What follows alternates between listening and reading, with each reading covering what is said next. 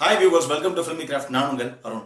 தரமான உலக திரைப்படங்களோட வரிசையில் இந்த எபிசோட் நம்ம பார்க்க போற படம் 2018 ஒரு south Korean action crime thriller படமாக ரிலீஸ் ஆன தி நெகோசியேஷன்.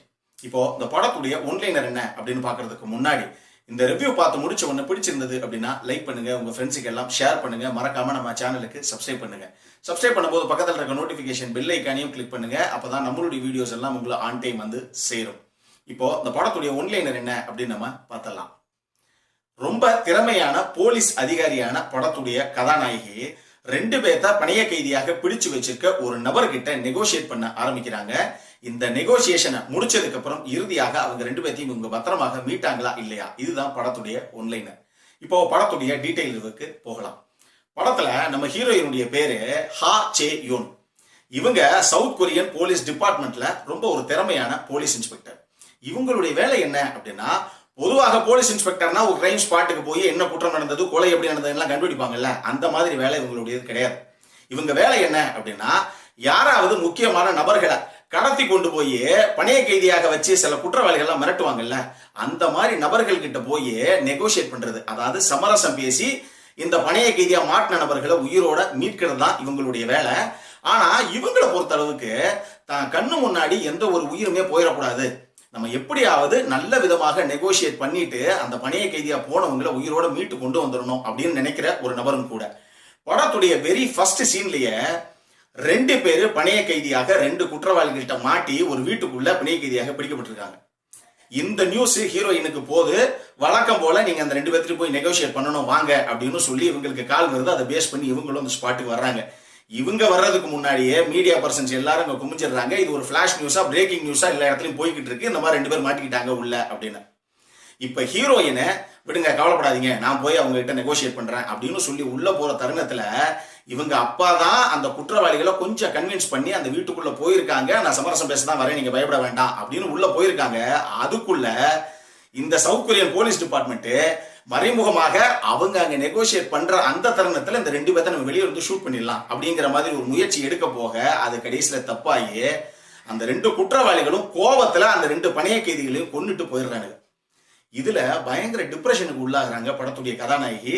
ஸ்ட்ரெயிட்டாவே நேரா அவங்களுடைய ஆபீஸுக்கு போறாங்க, ஒரு ரெசிக்னேஷன் கொடுக்குறாங்க. சார், எனக்கு இந்த வேலை பார்க்கவே பிடிக்கல, நானு போய் நல்லபடியாக சமரசம் பேசி அந்த 2 பேர்த்தையும் மீட்டு கொண்டு வரேன்னு உள்ள போனேன், எனக்கு கொஞ்சம் கூட மரியாதையே கொடுக்காம வெளியே இருந்து அதுக்குள்ள நான் ஷூட் அவுட் பண்றேன்னு சொல்லி ஒரு பிரச்சனையை பண்ணி கடைசியில நான் யாரை காப்பாற்ற போறேனோ அந்த 2 பேரும் என் கண்ணு முன்னாடியே துடிச்சு இறந்து போயிட்டாங்க, எனக்கு இந்த வேலை பண்ணவே பிடிக்கல அப்படின்னு சொல்ல போக, ஹீரோயினுடைய பாஸ் இருக்காருல்ல, அவரு சரி நீங்க ஒன்றும் பிரச்சனை இல்லை, நீ தேவையில்லாம நம்ம முடிவெல்லாம் எடுக்காத, நானு ஒரு வெக்கேஷனுக்கு போறேன், வந்து நான் இதுக்கு உனக்கு ஒரு பதில் சொல்றேன் அப்படின்னு சொல்லிட்டு அவர் கிளம்பி போயிடுறாரு.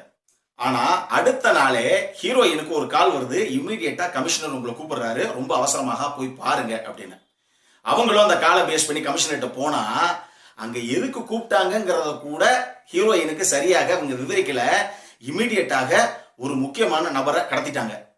அந்த குற்றவாளி இப்ப நெகோசியேட் பண்ண ஆரம்பிச்சுட்டான். டக்குன்னு உட்காந்து நீங்க நெகோசியேட் பண்ண ஆரம்பிங்க அப்படின்னா ஹீரோயின் சொல்றாங்க, சார், நான் யாருக்கிட்ட பேசணும், யாரை கடத்தினாங்க எதுவுமே எனக்கு தெரியாது, திடீர்னு போய் நெகோசியேட் பண்ணுங்கன்னா என்னன்னு நான் அவன்கிட்ட பேசுவேன் அப்படின்னா, கால் வருது மேடம், நீங்க உட்காருங்க, உடனே எடுங்க அப்படின்னா தலையும் புரியாம காலும் புரியாம ஒரு கால்ல உட்காந்து நெகோசியேட் பண்ண ஆரம்பிக்கிறாங்க. ஆனா முன்னாடி பேசிக்கிட்டு இருக்க அந்த குற்றவாளி, இவரை தான் நான் பணைய கைதியாக பிடிச்சேன் அப்படின்னு காமிக்கும் போதுதான் அந்த நபர் யாரு அப்படின்னு பார்த்த உடனே ஹீரோயினுக்கு தூக்கி வாரி போடுது. அப்படி யாரதான் அவன் பணைய கைதியாக பிடிச்சிட்டு போனா, உண்மையாக கடைசியாக இந்த நெகோசியேஷனை சக்சஸ்ஃபுல்லா முடிச்சு அந்த நபரை இவங்க உயிரோட மீட்டாங்களா இல்லையா, இதுதான் படத்துடைய மொத்த கதையை. இந்த படத்தை பொறுத்தளவுக்கு எனக்கு ரொம்ப ரொம்ப பிடிச்ச விஷயங்கள் என்ன அப்படின்னா, இந்த படத்துடைய ஸ்கிரீன் பிளே அவ்வளவு சூப்பராக நீட்டாக பண்ணியிருப்பாங்க. அந்த ஸ்கிரீன் பிளேய, அதுவும் ஒரு ஆக்ஷன் த்ரில்லர் படம் அப்படின்னு ஃபுல் லெட்ஜா போகாம கொஞ்சம் கிரைம் த்ரில்லரையும் கலந்து அதே நேரத்துல ஒரு நெகோசியேஷன் டைப் ஆஃப் பிலிமாக இந்த படத்தை பண்ணியிருப்பாங்க. இந்த படத்தை பார்க்கும்போது சக்ரி டோலட்டி இதுக்கு முன்னாடி இயக்குன உன்னை போல் ஒருவனுடைய படத்துல அந்த சாயல் கொஞ்சம் அங்கங்க லைட்டாக எனக்கு தெரிஞ்சது. அந்த படத்திலையும் மோகன்லாலும் சரி கமல்ஹாசனும் சரி மாறி மாறி பேசி கமல்ஹாசன் வைக்கிற ஒரு விஷயங்களையும் இப்படி நெகோசியேட் பண்றாரு மோகன்லால் அப்படிங்கிற மாதிரி தான் அந்த படத்துடைய கதைக்களம் போகும். இந்த படமும் கிட்டத்தட்ட அதே மாதிரி ஒரு கதைக்களத்தை கொண்ட ஒரு படம் தான், பட் கொஞ்சம் டிஃபரெண்டாக இருக்கும் ஸ்கிரீன் பிளே போக போக.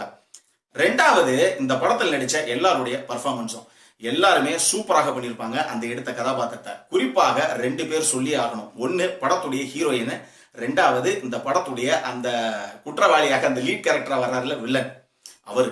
2 பேருமே அந்த கதாபாத்திரத்தை அற்புதமாக பண்ணியிருப்பாங்க. ஹீரோயினை பொறுத்தளவுக்கு நிறைய எமோஷன்ஸ் கலந்து அந்த கதையை பண்ணியிருப்பாங்க. அப்பப்ப பரபரப்பாகவும் அப்பப்ப ஏதோ ஒரு காரணத்துக்காக பயங்கர எமோஷனலாகவும் அந்த நெகோசியேஷனை அவங்க ஹேண்டில் பண்ணுவாங்க. ஆனா அந்த வில்லனை பொறுத்தளவுக்கு ரொம்ப ஸ்டைலிஷாக ரொம்ப சட்டிலாக செமையா பண்ணிருப்பாரு.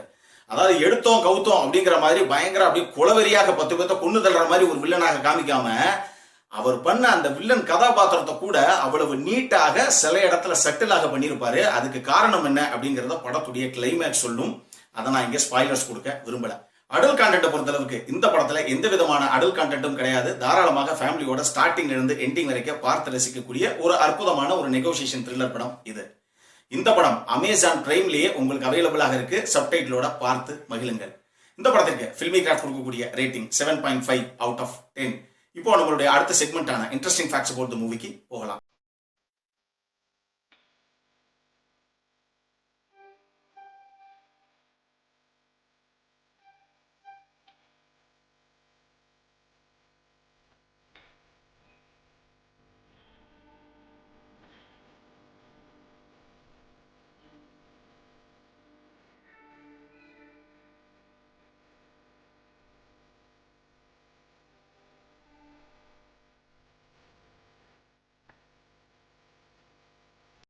இந்த வீடியோ பிடிச்சிருந்ததுன்னா லைக் பண்ணுங்க. ரொம்ப பிடிச்சிருந்ததுன்னா உங்க ஃப்ரெண்ட்ஸ் எல்லாத்துக்கும் ஷேர் பண்ணுங்க. உங்களுடைய கருத்துக்கள் ஏதாவது இருந்தது அப்படின்னா கீழே இருக்க கமெண்ட் செக்ஷன்ல எங்களுக்கு தெரிவிங்க. வீடியோவை க்ளோஸ் பண்றதுக்கு முன்னாடி சப்ஸ்கிரைப் பண்ணுங்க. சப்ஸ்கிரைப் பண்ணும்போது பக்கத்துல இருக்க நோட்டிபிகேஷன் பெல் ஐக்கானையும் கிளிக் பண்ணுங்க. அப்பதான் எங்களுடைய வீடியோஸ் எல்லாம் உங்களை ஆன் டைம் வந்து சேரும். இதே மாதிரி இன்னொரு உலகத்தரமான படத்தோட அடுத்த முறை உங்களை சந்திக்கிற வரைக்கும் it is Arun signing off. By.